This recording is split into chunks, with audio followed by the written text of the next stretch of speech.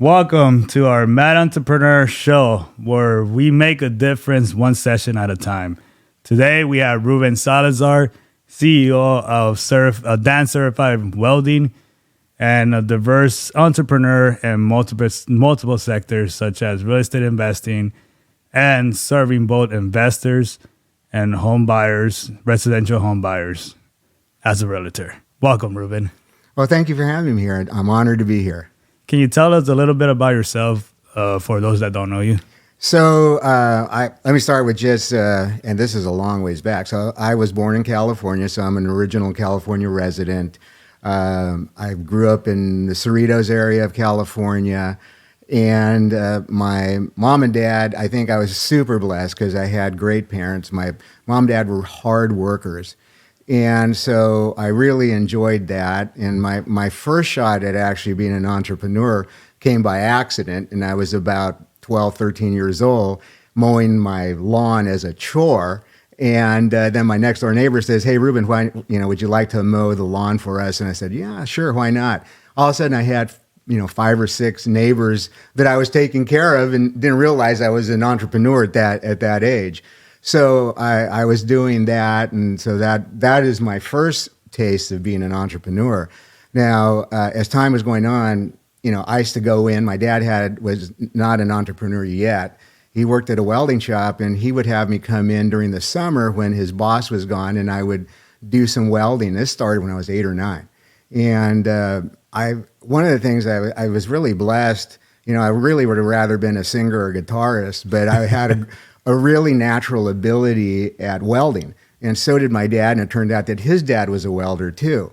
So as time would progress on, I was starting to weld on some serious parts by the time I was 12 or 13.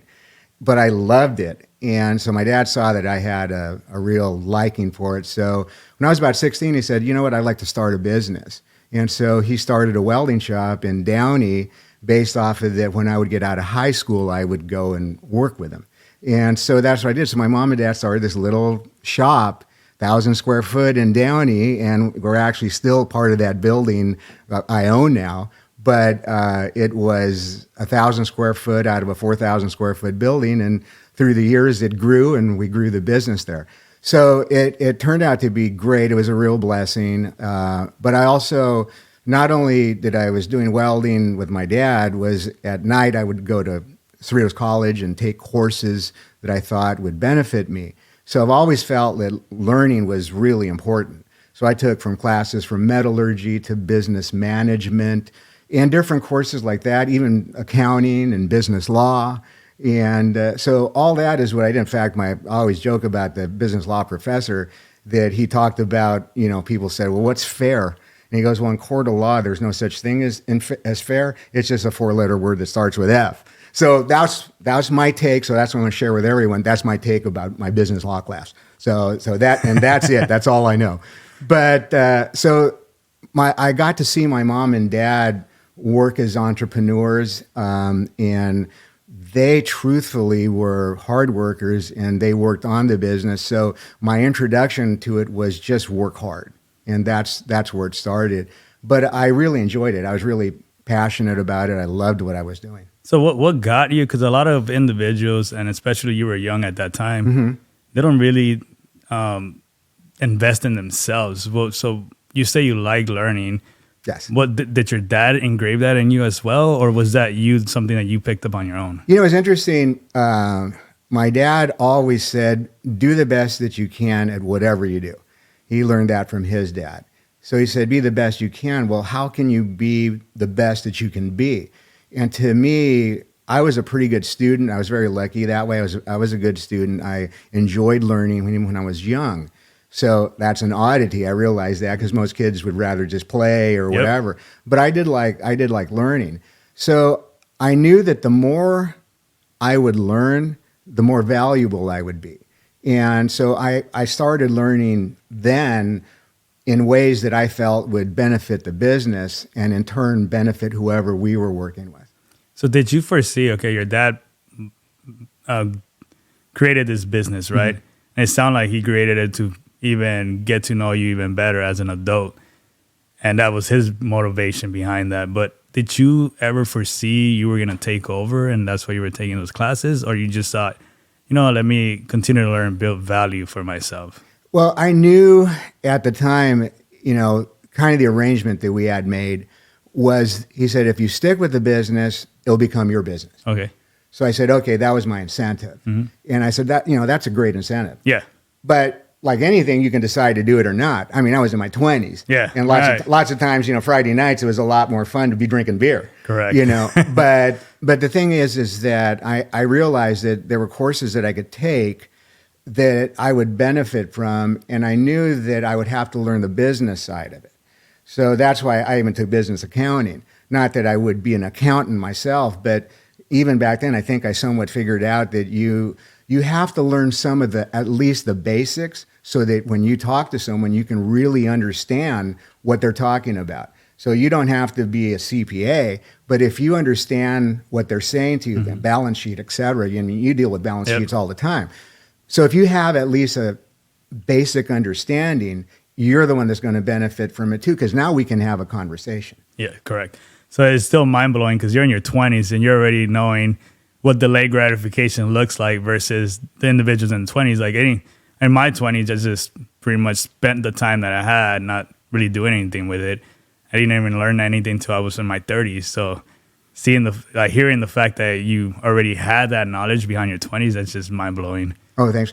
But, part of it is just, again, I think I had to give that to my mom and dad too, because they were about education. They weren't necessarily like, you have to go to college. But my dad always felt, and he would preach, that you need to be valuable. And how do you become valuable is by being able to learn and then be able to help other people as you're going along. Okay. And then what was and I'm not sure if you know this or not, but what was your dad's top revenue when he owned that company? Top revenue as the business or himself personally? As the business. As the business. So this was in the 1980s. So, you got to factor in inflation and whatnot. But what I can tell you, what my dad said is within the first 2 years that he had the business, he had made more money in the first 2 years than he did in the last 5 as a welder. As an employee. Mm-hmm. Yes. And this is him carrying other employees as well, right? Yes. Yeah. And then when you took over, what was your top revenue? So when I took over at that time, the top revenue was probably $600,000-$700,000 a year. It was, and we had employees. And, the main thing is that you have to, what's the constant? Change. Mm-hmm. So you have to change as well. And so to me, the most important thing was trying to learn what changes we had. So back in the 80s, we were a welding shop at the time that did oil field work and did all kind of different work, and it all went away. Yeah. So, a lot of it went to China. The interesting part, at that point in the 1980s, 1970s, California was about the 4th largest economy in the world. That's incredible. So there was a large manufacturing area in California. But as laws changed, time changed, we saw that disappear. We saw a lot of it go to China, go to Mexico, and so forth. So when I saw that, then I had to make a decision once I took the business over. I took the business over in 1991 from my dad. He retired. And I had to make a decision as to what were we going to do. So I decided to stick strictly with aerospace. So at that time, a lot of people don't know there's a lot of different welding processes. Yep. Like saying car. So there's some folks that do, different types of processes. Yes. Well, we wound up sticking with what's called gas tungsten arc welding or TIG welding. People have different terms GTAW. GTAW, right? So a lot of people don't know what that is, but it's a very clean form of welding. So we stuck with that and went into aerospace. And that seemed to be the best niche because all the other jobs or not jobs, but all the other types of welding had gone out of the country. Mm-hmm. So it became clear that we were going to have to do that and create a system to make it happen. So then as time changed, you had to become accredited by NADCAP so that you could do work for Boeing and all these big companies. And what was the revenue you grew it up to? So the best that I think we got it, and it took time and it took learning a lot. We did about 1.4 million. It's almost well, you did double it. We did double it. Nice. But it was a process. Yeah. Because here, the biggest challenge was in 2008, we had a bad recession, you know, and it hit everyone, whether it was real estate, it was all that. And at that point in time, I really wasn't sure if I wanted to keep it going. What I did know is that I knew that I needed to learn more. And I knew that I had to figure it out. And Michael Gerber has a book, The Entrepreneurial Myth. The biggest challenge that most of us as entrepreneurs have is that we have a gift or a talent, right? Yeah. And so you want to exploit that talent because you want to help people and you do that. The challenge is if you're the one making the bread, you know, and baking it and selling it, you're just working right there. In your company. In the company. And most of us entrepreneurs do that. And it became where I said, the most interesting thing is I did a goals retreat, and I did that every year from about 2005 on. I met a group called the Real Estate Guys, and they put on this tremendous goals retreat. And I literally wrote on a piece of paper, I said, you know what, I'm going to make a decision whether I want to keep the business going or not. And I literally wrote, work on my business, not in it. Yes. And it's almost like an out of body. It was the weirdest thing. And I wrote it and I said, oh my God, so that's what I have to do. Yep. So what's next? Well, I need to figure out how to do that. Yeah, and I'm glad you touch on that, because a lot of entrepreneurs are solo entrepreneurs, meaning you go from a high skill set to making a business, and then you think, well, no one else can do this. It's just myself, and I need to do this all on my own. Mm-hmm. But they don't give themselves a chance to step back and look at the big picture on how do I make this scalable. Yes. And if the answer is you're on your own, you're never going to scale. Never. No. Yeah. Mm-hmm. And that's pretty awesome that you got to see that and write that during your goals event. Yeah. And, you know, so then that began the journey of really learning about business. And so it turned out that I went to a Brian Tracy event, which was, it's one of those things, the universe sets things up for you, you know, and I never used to believe in that. So I thought, oh, that's too woo-woo for me, right? Oh, yeah, the universe is doing stuff. Yeah. The law of attraction. Yeah. Well, it turns out it's all true. You know, Think and Grow Rich, the things that Napoleon Hill wrote about back then, the woo-woo stuff at first was like, well, this is kind of weird. And it turns out that that's what really works. Correct. And, you know, it's being in resonance and doing the law of attraction. So sure enough, the next thing that happens, I get this email from Brian Tracy organization says, we have a business course that we're going to be doing this weekend. And so I went to it, and then I met someone there. His name is John Azaraf, and he was going to take on some entrepreneurs and teach them business. So truthfully, I had no idea how I was going to pay for this. Yeah. My wife Anita has been absolutely incredible. So at that point in time, you know, our business was down and we didn't have a whole lot of money. I had lost some real estate, which we can talk about later on. Mm-hmm. So I didn't have much money. So I'm sitting there and I'm text messaging her. I'm going, hey, there's this course, you know, that I want to learn about this. And she's like, okay, go ahead and do it. We'll figure it out. Yeah. So I wound up signing up for his Escape Velocity program and didn't have any idea how I was going to pay for it. No clue. But I said, you know what? I know it'll happen. And what really was interesting is about 2 weeks later, I got a check from the IRS for some passive income loss that I'd had. And it paid for everything plus a couple of years. Yeah. So, you know, it was truly amazing. So I went on this journey for a couple of years studying under John Azaraf. And he was amazing because he really taught basically in modules how to create a business and how to get you out of that business, so that my goal was to make it self-sufficient. And that's the most important thing, because if not, you're going to kill yourself. You can't do it by yourself. You have to understand that if you're going to do it by yourself, it's over. Correct. Your life's done. Yep. You're not scaling. Yeah. And in fact, I'm sorry, but one more thing is just, that's when the business owns you. Correct. You don't own the business. Yep. You're just continue to work as an employee. Your employee mindset. That's all you have. And that's what it is. Yeah. And I think the biggest challenge is that if a person thinks they're the only one that can do it, then they're wrong. Correct. Mm-hmm. And I want to highlight what you said as you didn't know how you were going to come up with the money, but you still took action. And a lot of people, they're stopped. That's their blocker. Mm-hmm. Well, I don't have time. Well, I don't have the money. and they never ask the question on why, like how do I get the money? Yeah. Or how do I get that time? And just take action. So it sounds like you're a pretty actionable person, man. Yeah, I mean, that's the whole thing, is that you have to look at, and one of the things that I found, if you want to get to a certain place, well, find people that are already there. Correct. Okay, if I can find someone that's there, I am at point A and they're at point Z. Yep. Well, wouldn't it be better that I find out how they did it? Yep. And there's lots of coaching. I am one of those that absolutely believe in hiring coaches. And what I found out on my trek and my journey, that no matter who they were, whether it was Robert Kiyosaki from Rich Dad, they had their own coaches. Yep. You know, Tiger Woods. I heard the story that Tommy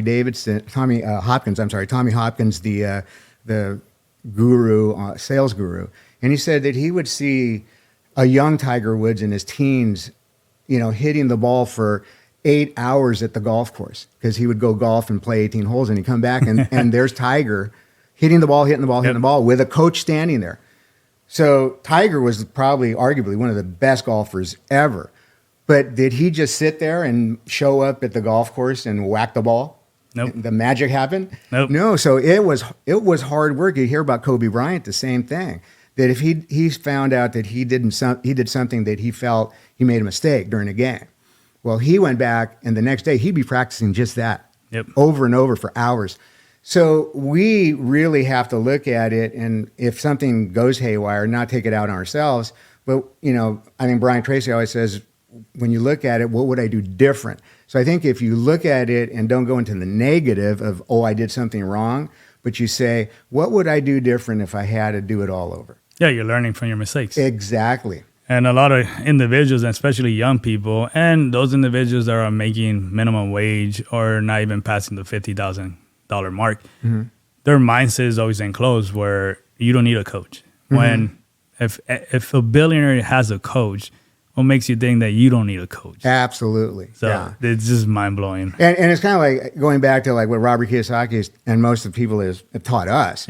Is that if you're the smartest one in the room, you better find another room. Exactly. That's what the same thing. That's why I hang out with people that are smarter than me. Because I get to learn. Absolutely. Otherwise, you're not learning. You're teaching, but then what value are you getting yourself? If that's constantly on a daily basis, right? And the truth is that to me, you keep learning every day. I learn every day.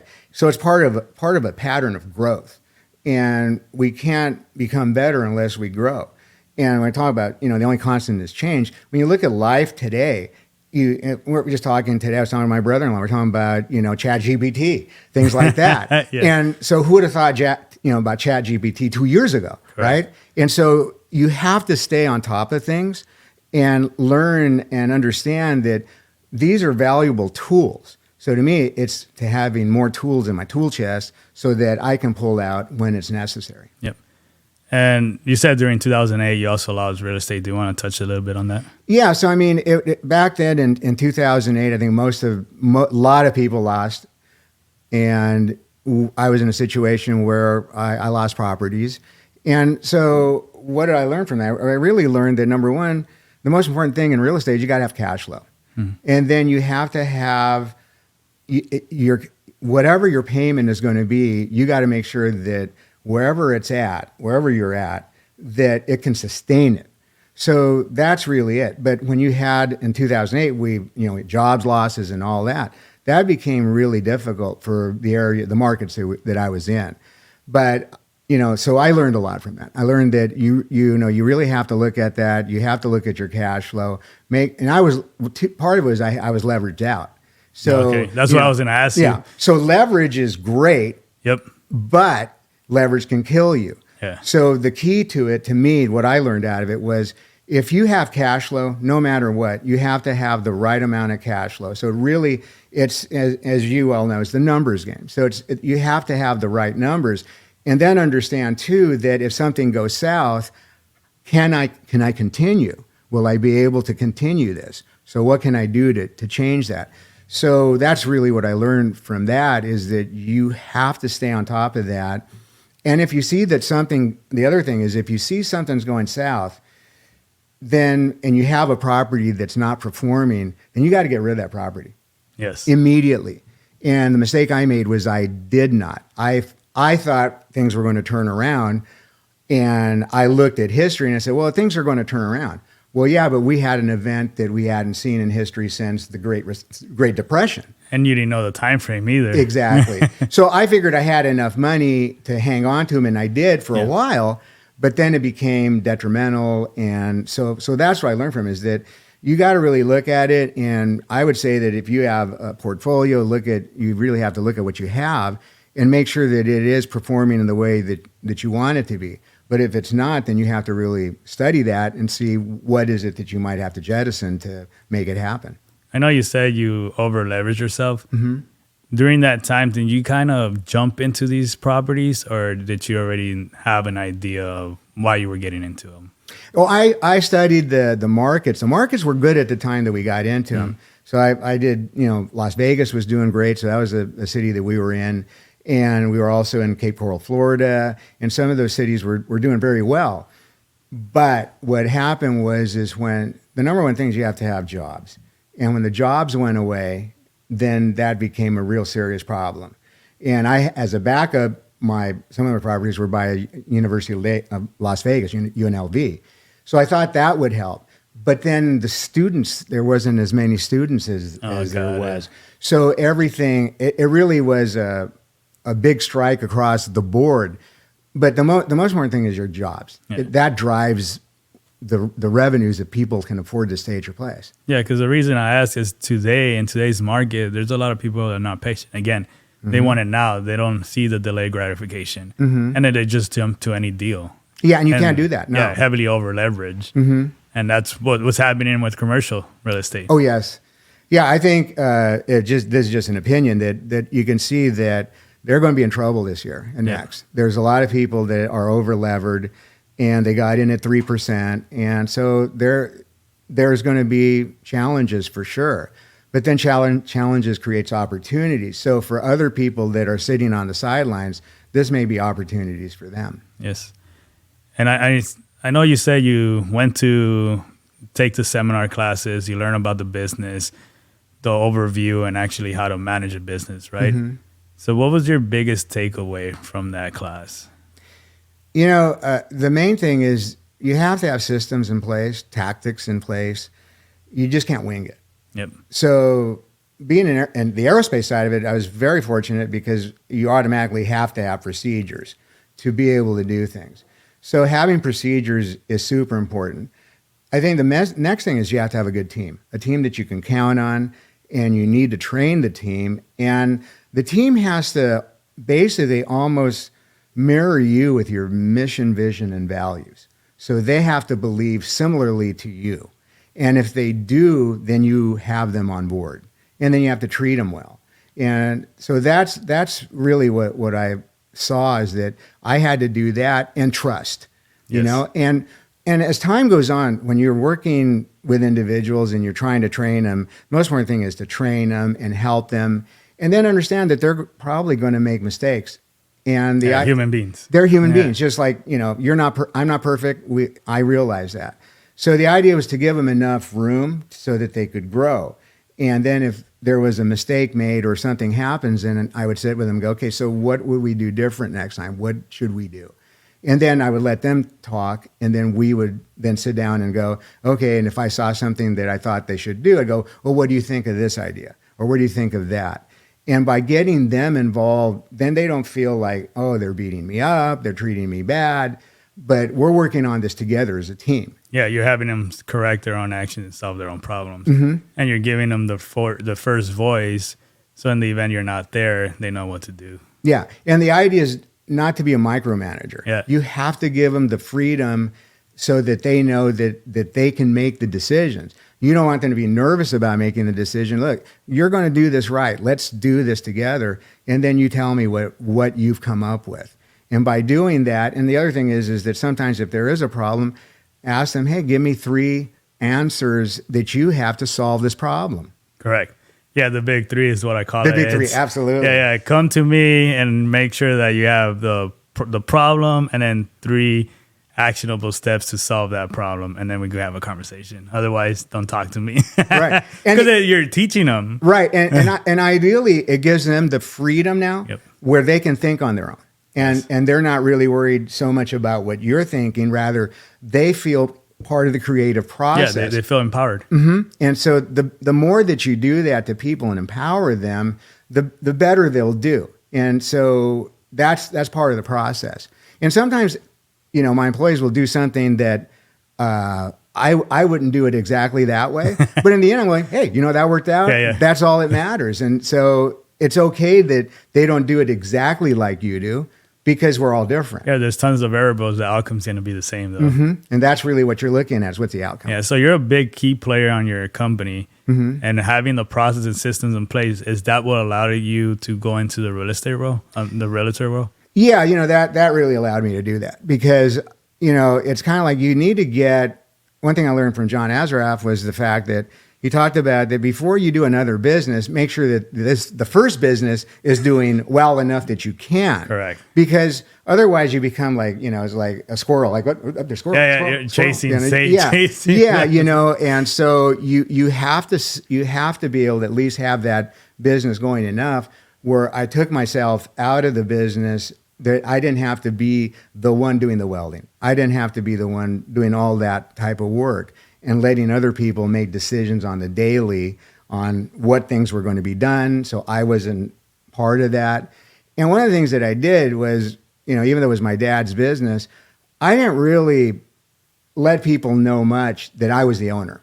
Yeah. And part of it was that I wanted them to trust my team.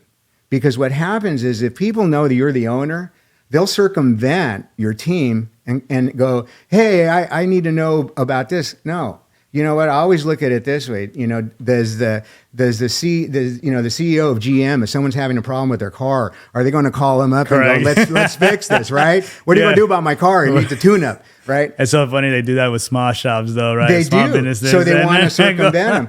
And so what I've always done is I go, I want them to handle it. Correct. So enough that if anyone's actually personally called me, I go, well, what did they say?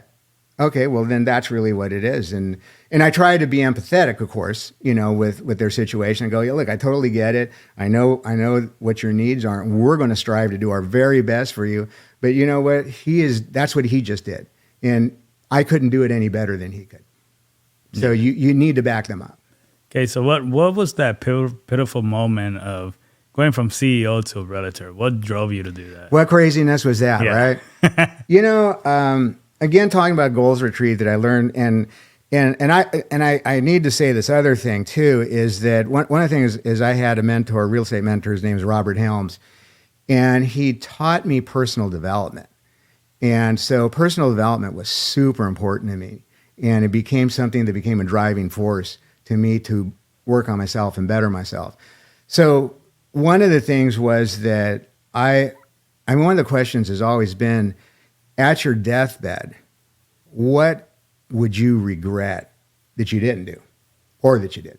And one of the things that I always want to do is do some real estate. I love real estate. There's so many different facets of it, but I really like the idea of helping people with real estate, teaching them about it, because there's so much, kind of like what you're doing. You're teaching people about the importance of real estate and how you can benefit from it and what you can do. So to me, I always wanted to do real estate. And so I said, I don't want to be there on my deathbed and going, well, what if, why didn't I do it? Yeah, why did you follow it? Why didn't I do that? It's kind of like, we moved to Texas, and I thought I never would. And then I decided, we decided after COVID that I could, my other business, I could run from home, because that's what I did. And I said, you know what? I don't want to lay there, and the last few minutes I'm sitting in regret. And so I said, I think I can do this. I really want to try it. And I'm glad I did. I'm enjoying it. I'm learning other things. And I like to teach people, and I like to help them. So I want to be the best I can for them and help them better themselves and better their situation. Yeah, and I also understand that you like to continue to educate yourself, and you got your commercial license as well. How does that differentiate you from other realtors? Well, what you'll find is that most realtors, they'll get their license and then that's it. They don't improve themselves. I feel the more that you can bring to the table, the more tools that I have in my tool chest to help my clients, the better I'm going to be, the better I can serve. So I took, seller's representation specialist. So I want to be a specialist. When in Texas, you have to have a course of 90 hours prior to your 2 years that are up. So I took the GRI course, which is the realtor course that is a higher level course. So I took that too so that I can better myself. So any course that I take, I try to learn something from it. What can I learn and then help someone with?